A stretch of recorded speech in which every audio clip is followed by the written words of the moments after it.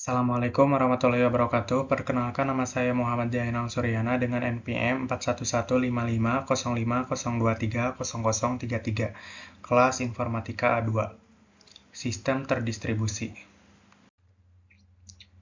Konsep sharing data dalam sistem terdistribusi. Dalam sistem terdistribusi, sharing data berarti membagikan data antar perangkat di jaringan seperti yang kita lihat pada Google Drive. Hal ini memungkinkan pengguna mengakses data bersama, bekerja secara kolaboratif, dan melihat pembaruan data secara real-time tanpa harus mengirim file secara manual. Manfaatnya adalah efisiensi dan fleksibilitas. Namun, ada tantangan dalam menjaga keamanan dan konsistensi data, terutama saat banyak pengguna mengakses data bersamaan. Sistem perlu mengatur agar data tersebut aman dan tidak ada konflik perubahan yang terjadi saat akses data dilakukan dari berbagai tempat.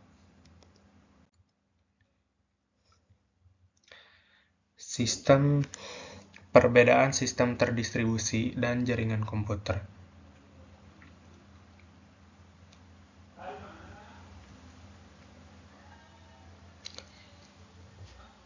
Sistem terdistribusi dan jaringan komputer sama-sama melibatkan beberapa perangkat yang terhubung, namun ada perbedaan mendasar di antara keduanya.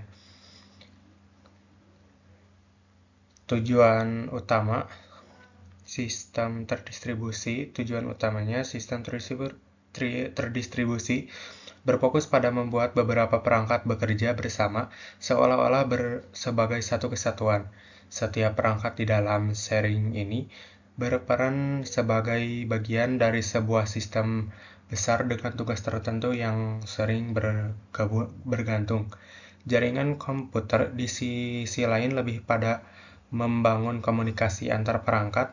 Perangkat ini hanya berkomunikasi untuk bertukar data atau sumber daya tanpa ada kesan bekerja dalam satu kesatuan.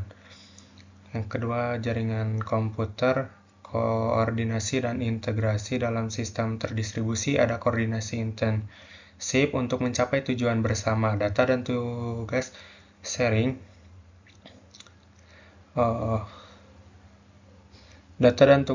kali dibagi-bagi secara struktur agar perangkat saling mendukung. Dalam jaringan komputer, koordinasi tidak begitu erat.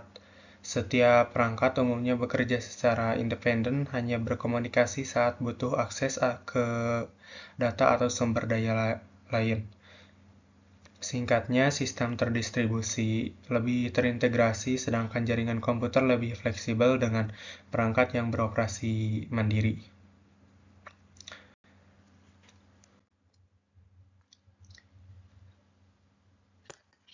Model arsitektur dalam sistem terdistribusi.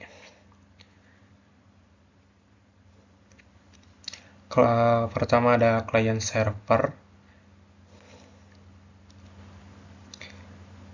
Pada arsitektur ini ada satu atau lebih klien pengguna yang mengirim permintaan ke server. Server akan memperoleh permintaan dan mengirim respon kembali ke klien. Model ini sangat umum digunakan pada berbagai aplikasi, misalnya aplikasi perbankan atau email. Klien bertindak sebagai pengguna, sementara server menyediakan layanan atau data. Selanjutnya ada proxy server. Proxy server bertindak sebagai perantara antara klien dan server utama. Klien mengirim permintaan ke proxy, yang kemudian meneruskan permintaan tersebut ke server utama. Proxy server digunakan untuk meningkatkan keamanan, mengontrol akses, atau mempercepat akses data dengan menyimpan CC data tertentu. Contoh penggunaannya adalah untuk mengakses situs web secara anonim atau menghemat bandwidth. Web server menerima permintaan HTTP dari klien atau browser dan memberikan respon berupa halaman web atau data. Penjelasannya yaitu arsitektur ini digunakan di internet untuk melayani berbagai situs web.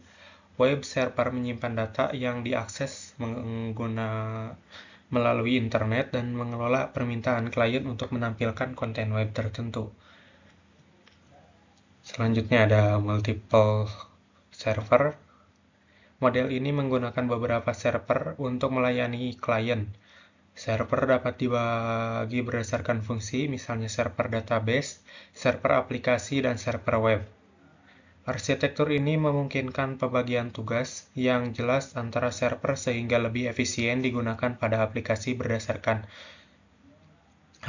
berskala besar seperti e-commerce atau sistem informasi, di mana berbagai lapisan server menangani tugas-tugas spesifik.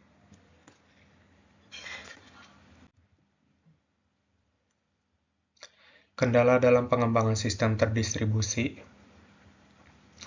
Dalam pengembangan sistem terdistribusi, terdapat beberapa kendala utama yang perlu diperhatikan agar sistem bisa berjalan dengan baik dan handal. Satu, yaitu keamanan.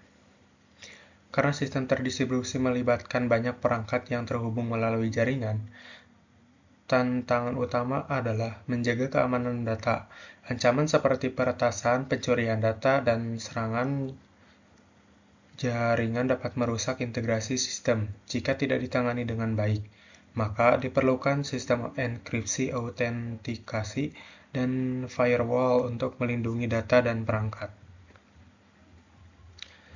Yang kedua ada konsistensi data.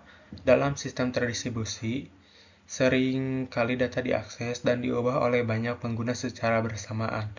Menjaga konsistensi data agar selalu sama di seluruh perangkat menjadi tantangan. Misalnya, jika dua pengguna mengubah data yang sama, ada resiko konflik data. Solusi yang biasa digunakan adalah mekanisme penguncian data atau sistem pengelolaan konflik. Yang ketiga ada latensi jaringan. Sistem terdistribusi sangat bergantung pada jaringan untuk mengirimkan data antara perangkat ketika jaringan lambat atau tidak stabil. Latensi meningkat yang dapat mempengaruhi kinerja sistem secara keseluruhan. Untuk mengatasi ini, pengembang bisa mengoptimalkan penggunaan jaringan atau menggunakan server yang terdistribusi di lokasi yang berbeda. Ketergantungan antar komponen. Karena perangkat dalam sistem saling bergantung, keadaan pada satu komponen bisa menyebabkan gangguan pada seluruh sistem, maka pengembangan sistem harus memastikan bahwa jika satu bagian gagal, bagian lainnya tetap berfungsi. Teknik seperti replikasi data atau load balancing sering digunakan untuk mengatasi kendala ini. Yang kelima ada skalabilitas. Seiring pertumbuhan sistem menambah lebih banyak perangkat atau pengguna bisa menimbulkan kendala. Sistem terdistribusi harus mampu berkembang tanpa mengorbankan performa yang membutuhkan perancangan kapasitas dan infrastruktur yang tepat. Alasan menggunakan sistem terdistribusi. Yang pertama adalah skalabilitas. Sistem terdistribusi memudahkan kita menambah perangkat atau pengguna tanpa mengorbankan performa, cocok untuk kebutuhan yang terus berkembang. Yang kedua itu kendala. Jika satu perangkat gagal, perangkat lain bisa mengambil alih, memastikan layanan tetap tersedia. Yang ketiga itu fleksibilitas akses. Pengguna dapat mengakses data atau aplikasi dari berbagai tempat dan perangkat, mendukung kolaborasi yang lebih mudah.